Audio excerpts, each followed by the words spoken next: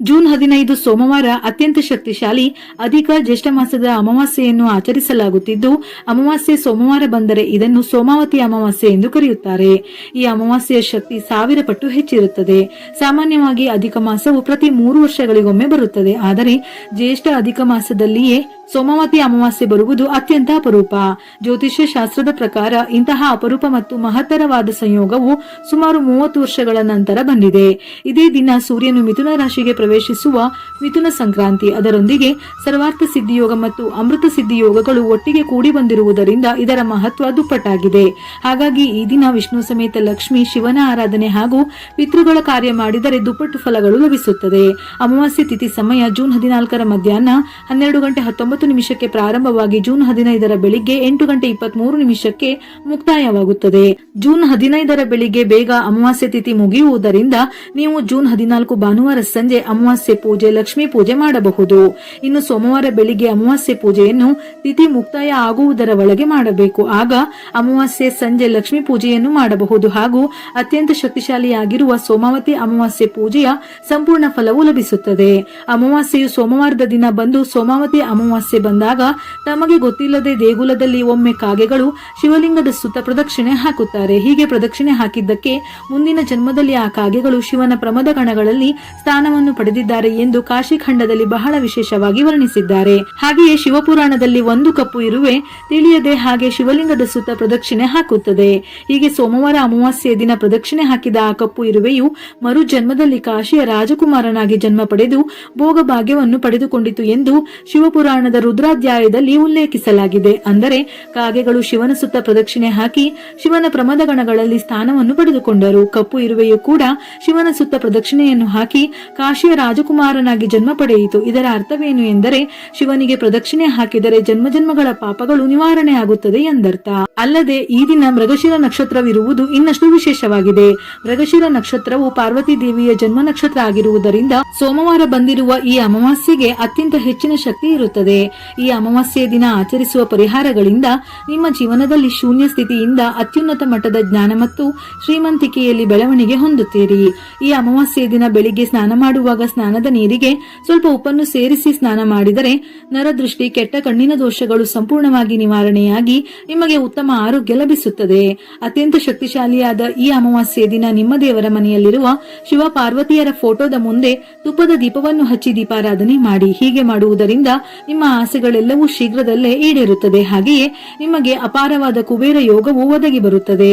ಈ ಅಮಾವಾಸ್ಯೆಯು ನಿಮ್ಮ ಕೋರಿಕೆಗಳನ್ನು ಈಡೇರಿಸುವ ದಿನ ಎಂದೇ ಹೇಳಬಹುದು. ಆದ್ದರಿಂದ ಈ ಸೋಮವಾರ ತಪ್ಪದೆ ನಿಮ್ಮ ಮನೆಯ ಹತ್ತಿರ ಇರುವ ಶಿವನ ದೇವಸ್ಥಾನಕ್ಕೆ ಹೋಗಿ ಶಿವಲಿಂಗಕ್ಕೆ ಅಭಿಷೇಕವನ್ನು ಮಾಡಿಸಿ.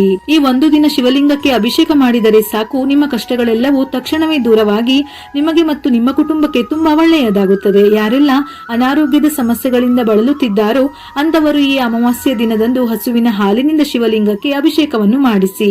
ಶಿವನಿಗೆ ಅತ್ಯಂತ ಪ್ರಿಯವಾದ ಸಸ್ಯಗಳಲ್ಲಿ ಬನ್ನಿ ಮರವು ಒಂದಾಗಿರುವುದರಿಂದ ಅಮಾವಾಸ್ಯೆ ದಿನ ಬನ್ನಿ ಮರಕ್ಕೆ ಪ್ರದಕ್ಷಿಣೆ ಹಾಕಿ ನಮಸ್ಕಾರ ಮಾಡಿದರೆ ಅಖಂಡ ರಾಜಯೋಗ ಮತ್ತು ಭೋಗ ಭಾಗ್ಯಗಳು ಸಿದ್ಧಿಸುತ್ತವೆ. ಹಾಗೆಯೇ ಈ ಅಮಾವಾಸ್ಯೆ ದಿನದಂದು ಅಶ್ವತ್ಥ ಮರಕ್ಕೆ ಪ್ರದಕ್ಷಿಣೆಗಳನ್ನು ಹಾಕಿದರೆ ಸಕಲ ಪಾಪಗಳು ನಾಶವಾಗಿ ಅದೃಷ್ಟ ಮತ್ತು ಐಶ್ವರ್ಯ ಲಭಿಸುತ್ತದೆ. ಪ್ರತಿ ಅಮಾವಾಸ್ಯೆ ದಿನದಂದು ಮರಣ ಹೊಂದಿದ ನಮ್ಮ ಹಿರಿಯರು ಕಾಗೆಯ ರೂಪದಲ್ಲಿ ನಮ್ಮ ಮನೆಯ ಸುತ್ತಲೂ ತಿರುಗುತ್ತಾರಂತೆ. ಆದ್ದರಿಂದ ಈ ಸೋಮಾವತಿ ಅಮಾವಾಸ್ಯೆ ದಿನ ನಿಮ್ಮ ಮನೆಯ ಮುಂದೆ ಕಾಗೆ ಬಂದು ಕೂಗಿದರೆ ನಿಮ್ಮ ಪಿತೃದೇವತೆಗಳೇ ಬಂದಿದ್ದಾರೆ ಎಂದು ಭಾವಿಸಬೇಕು. ಅದಕ್ಕಾಗಿಯೇ ಮನೆಯ ಮುಂದೆ ಬಂದ ಕಾಗೆಗೆ ತಪ್ಪದೆ ಆಹಾರವನ್ನು ನೀಡಿ. ಇದರಿಂದ ನಿಮ್ಮ ಪಿತೃದೇವತೆಗಳು ತೃಪ್ತಿಗೊಂಡು ನಿಮಗೆ ತಲೆತಲಾಂತರಗಳವರೆಗೂ ಮುಗಿಯದ ಐಶ್ವರ್ಯವನ್ನು ಕರುಣಿಸುತ್ತಾರೆ. ನಿಮ್ಮ ಎದುರು ಮನೆಯವರ ಕೆಟ್ಟ ದೃಷ್ಟಿ ಅಥವಾ ನಿಮ್ಮ ಸ್ವಂತದವರ ಮತ್ತು ನೆರೆಹೊರೆಯವರ ಅಸೂಯೆ ನಿಮ್ಮ ಕುಟುಂಬದ ಮೇಲೆ ಬಿದ್ದರೆ ನಿಮ್ಮ ಮನೆಗೆ ವಿಪರೀತವಾದ ನರದೃಷ್ಟಿ ತಗುಲುತ್ತದೆ. ಆದ್ದರಿಂದ ಈ ಅಮಾವಾಸ್ಯೆ ದಿನದಂದು ತಪ್ಪದೆ ನಿಮ್ಮ ಮನೆಯ ಮುಖ್ಯ ದ್ವಾರಕ್ಕೆ ಬೂದುಗುಂಬಳಕಾಯಿಯನ್ನು ದೃಷ್ಟಿಗಾಗಿ ಕಟ್ಟಿಕೊಳ್ಳಿ. ಈ ಅಮಾವಾಸ್ಯೆಯ ದಿನ ಬೆಳಿಗ್ಗೆಯೇ ಒಂದು ಬೂದುಗುಂಬಳಕಾಯಿಯನ್ನು ತಂದು ಆ ಕುಂಬಳಕಾಯಿಗೆ ಅರಿಶಿನ ಹಚ್ಚಿ ಕುಂಕುಮದ ಬೊಟ್ಟುಗಳನ್ನು ಇಟ್ಟು ಮನೆಯ ಮುಂದೆ ಕಟ್ಟಿ. ಇದರಿಂದ ನಿಮ್ಮ ಮನೆಗೆ ಇರುವ ಎಲ್ಲಾ ದೃಷ್ಟಿ ದೋಷಗಳು ತಕ್ಷಣವೇ ನಿವಾರಣೆಯಾಗುತ್ತದೆ. ಒಂದು ವೇಳೆ ಮನೆಗೆ ಕುಂಬಳಕಾಯಿ ಕಟ್ಟಲು ಸಾಧ್ಯವಾಗದವರು ಒಂದು ಕೆಂಪು ಬಟ್ಟೆಯಲ್ಲಿ ಒಂದು ಹಿಡಿ ಕಲ್ಲು ಉಪ್ಪನ್ನು ಮೂಟೆ ಕಟ್ಟಿ ನಿಮ್ಮ ಮನೆಯ ಹೊಸ್ತಿಲಿನ ಬಾಗಿಲಿಗೆ ಕಟ್ಟಿ. ಇದರಿಂದ ವಿಪರೀತವಾದ ಲಕ್ಷ್ಮೀ ಕಟಾಕ್ಷ ಉಂಟಾಗುತ್ತದೆ. ಹಾಗೆಯೇ ಈ ಅಮಾವಾಸ್ಯೆಯ ದಿನ ಸಾಯಂಕಾಲದ ಸಮಯದಲ್ಲಿ ಬೂದುಗುಂಬಳಕಾಯಿಯಿಂದ ನಿಮ್ಮ ಮನೆಗೆ ದೃಷ್ಟಿ ತೆಗೆದರೆ ನಿಮ್ಮ ಮನೆಯಲ್ಲಿರುವ ದಾರಿದ್ರ್ಯ ದೇವತೆಯು ಹೊರಗೆ ಹೋಗಿ ಲಕ್ಷ್ಮೀ ದೇವಿಯು ನಿಮ್ಮ ಮನೆಗೆ ಪ್ರವೇಶಿಸುತ್ತಾಳೆ. ಈ ಅಮಾವಾಸ್ಯೆ ದಿನದಂದು ಶಿವನ ದೇವಸ್ಥಾನದಲ್ಲಿರುವ ಬ್ರಾಹ್ಮಣರಿಗೆ ಸ್ವಯಂ ಪಾಕವನ್ನು ದಾನ ಮಾಡಿದರೆ ಕೋಟಿ ಜನ್ಮಗಳ ಪುಣ್ಯ ಫಲ ಸಿಗುತ್ತದೆ. ಅಕ್ಕಿ, ತೊಗರಿಬೇಳೆ, ಬೆಲ್ಲ, ತರಕಾರಿ, ಸೊಪ್ಪುಗಳು ಇವೆಲ್ಲವನ್ನು ಬ್ರಾಹ್ಮಣರಿಗೆ ದಾನವಾಗಿ ನೀಡಿ ಅವರ ಆಶೀರ್ವಾದವನ್ನು ಪಡೆದುಕೊಳ್ಳಿ. ಅಮಾವಾಸ್ಯೆ ದಿನ ಬ್ರಾಹ್ಮಣರಿಗೆ ಸ್ವಯಂ ಪಾಕ ದಾನ ನೀಡಿದರೆ ನಿಮ್ಮ ಕುಟುಂಬಕ್ಕೆ ಮುಗಿಯದ ಐಶ್ವರ್ಯ ಪ್ರಾಪ್ತಿಯಾಗುತ್ತದೆ. ಈ ಅಮಾವಾಸ್ಯೆ ದಿನ ನಿಮ್ಮ ಮನೆಯ ಮುಖ್ಯ ದ್ವಾರದ ಮೇಲೆ ಗಂಧದಿಂದ ಸ್ವಸ್ತಿಕ್ ಗುರುತನ್ನು ಹಾಕಿ ಮನೆಯ ಹೊಸ್ತಿಲ ಹೊರಗೆ ಸಾಂಬ್ರಾಣಿ ಧೂಪವನ್ನು ಹಾಕಿ. ಇದರಿಂದ ನಿಮ್ಮ ಮನೆಗೆ ಒಳ್ಳೆಯ ದಿನಗಳು ಆರಂಭವಾಗುತ್ತವೆ. ಅದರೊಂದಿಗೆ ಈ ದಿನದಂದು ಆಕಸ್ಮಿಕವಾಗಿಯೂ ಸಹ ಎಣ್ಣೆಯನ್ನು ಖರೀದಿಸಬಾರದು. ಇದರಿಂದ ನಿಮ್ಮ ಆಯಸ್ಸು ಕ್ಷೀಣಿಸುತ್ತದೆ. ನಮ್ಮ ಪುರಾಣಗಳ ಪ್ರಕಾರ ಈ ಸೋಮಾವತಿ ಅಮಾವಾಸ್ಯೆ ದಿನ ಮುತ್ತೈದೆಯರು ತಮ್ಮ ಪತಿಯ ಸಂತೋಷ ಮತ್ತು ದೀರ್ಘಾಯುಷ್ಯಕ್ಕಾಗಿ ಉಪವಾಸ ವ್ರತ ಮಾಡಿದರೆ ಶ್ರೇಷ್ಠ. ಅಮಾವಾಸ್ಯೆ ದಿನ ಮಾಡುವ ಗೋಪೂಜೆಗೆ 2ರಷ್ಟು ಪುಣ್ಯ ಫಲ ಲಭಿಸುತ್ತದೆ. ಈ ಅಮಾವಾಸ್ಯೆಯ ದಿನ ಹಸುವಿಗೆ ಬಾಳೆಹಣ್ಣು ಅಥವಾ ಹಸಿ ಹುಲ್ಲನ್ನು ತಿನ್ನಿಸಿ ನಮಸ್ಕಾರ ಮಾಡಿಕೊಂಡರೆ ನೀವು ಯಾವುದೇ ಕೋರಿಕೆಯನ್ನು ಕೇಳಿಕೊಂಡರೂ ಅದು ತಕ್ಷಣವೇ ಈಡೇರುತ್ತದೆ. ಇನ್ನು ಎಲ್ಲಕ್ಕಿಂತ ಮುಖ್ಯವಾಗಿ 14ನೇ ತಾರೀಕು ಸಂಜೆ ನಿಮ್ಮ ಮನೆಯ ಹೊಸ್ತಿಲ ಹೊರಗೆ 2 ದೀಪಗಳನ್ನು ಹಚ್ಚಿ ಆ ದೀಪದ ಎಣ್ಣೆಯಲ್ಲಿ 2 ಲವಂಗವನ್ನು ಹಾಕಿ. ಇದರಿಂದ ನಿಮ್ಮ ಮನೆಗೆ ದುಷ್ಟಶಕ್ತಿಗಳು ಪ್ರವೇಶಿಸದಂತೆ ದೇವತೆಗಳು ರಕ್ಷಣೆ ನೀಡುತ್ತಾ ಮನೆಗೆ ಹೆಜ್ಜೆ ಇಡುತ್ತಾರೆ.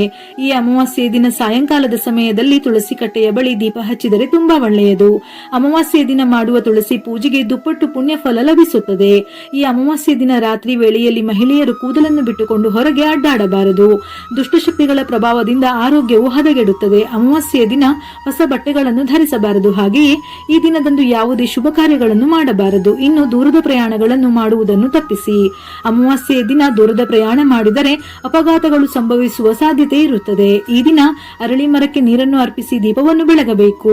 3 ಹಿಟ್ಟಿನ ದೀಪ ಅಥವಾ 3 ಮಣ್ಣಿನ ದೀಪಕ್ಕೆ ಎಣ್ಣೆಯನ್ನು ಹಾಕಿ 3 ಬತ್ತಿಗಳಿಂದ ದೀಪವನ್ನು ಬೆಳಗಬೇಕು. ದೀಪಕ್ಕೆ ಸ್ವಲ್ಪ ಅರಿಶಿನ ಕುಂಕುಮವನ್ನು ಸೇರಿಸಿ ದೀಪವನ್ನು ಬೆಳಗಿ ಸದಾ ಭಕ್ತಿಯಿಂದ ಪ್ರದಕ್ಷಿಣೆ ಹಾಕಿದರೆ ಪಿತೃದೋಷದಿಂದ ಯಾವುದಾದರೂ ಕೆಲಸಗಳು ಅರ್ಧಕ್ಕೆ ನಿಂತಿದ್ದರೆ, ಅಂದರೆ ಸಂತಾನದ ವಿಳಂಬ, ಮದುವೆಯ ಸಮಸ್ಯೆಗಳು ಸಂಪೂರ್ಣವಾಗಿ ನಿವಾರಣೆಯಾಗಿ ಪಿತೃಗಳ ಆತ್ಮಕ್ಕೆ ಶಾಂತಿ ಸಿಗುತ್ತದೆ. ಸಂಪತ್ತಿನ ಅಧಿದೇವತೆಯಾದ ಲಕ್ಷ್ಮಿಯ ಪ್ರತಿರೂಪವಾದ ಉಪ್ಪನ್ನು ನಾಳೆಯ ದಿನ ಖರೀದಿಸಿದರೆ ಅದೃಷ್ಟ. ಅದರಲ್ಲೂ ಸೋಮಾವತಿ ಅಮಾವಾಸ್ಯೆ ದಿನ ಉಪ್ಪು ಖರೀದಿಸಿದರೆ ಅದೃಷ್ಟ.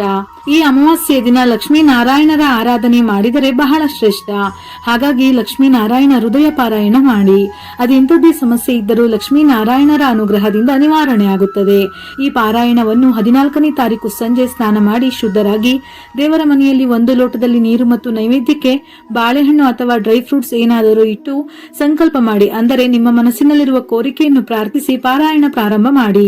ಮಧ್ಯದಲ್ಲಿ ತಪ್ಪಿಯೂ ಮಾತಾಡಬಾರದು. ಓದಿದ ಮೇಲೆ ಪುಸ್ತಕದಲ್ಲಿರುವ ಲಕ್ಷ್ಮೀನಾರಾಯಣರ ಫೋಟೋಕ್ಕೆ ಅರಿಶಿನ ಕುಂಕುಮ ಹೂವು ಇಟ್ಟು ಪುಸ್ತಕಕ್ಕೆ ತುಪ್ಪದ ದೀಪದಿಂದ ಆರತಿ ಎತ್ತಿ ನಂತರ ಆ ಅರಿಶಿನ ಕುಂಕುಮ ನೀವು ಹಚ್ಚಿಕೊಳ್ಳಬೇಕು.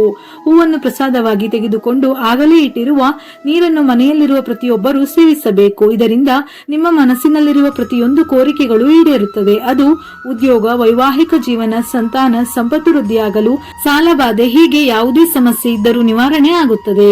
ಶ್ರದ್ಧಾ ಭಕ್ತಿಯಿಂದ ಓದಿ ಪುಸ್ತಕ ಪೂಜೆ ಮಾಡಿದರೆ ಸಾಕ್ಷಾತ್ ಲಕ್ಷ್ಮೀನಾರಾಯಣರು ಸಂತೃಪ್ತರಾಗಿ ಅನುಗ್ರಹಿಸುತ್ತಾರೆ.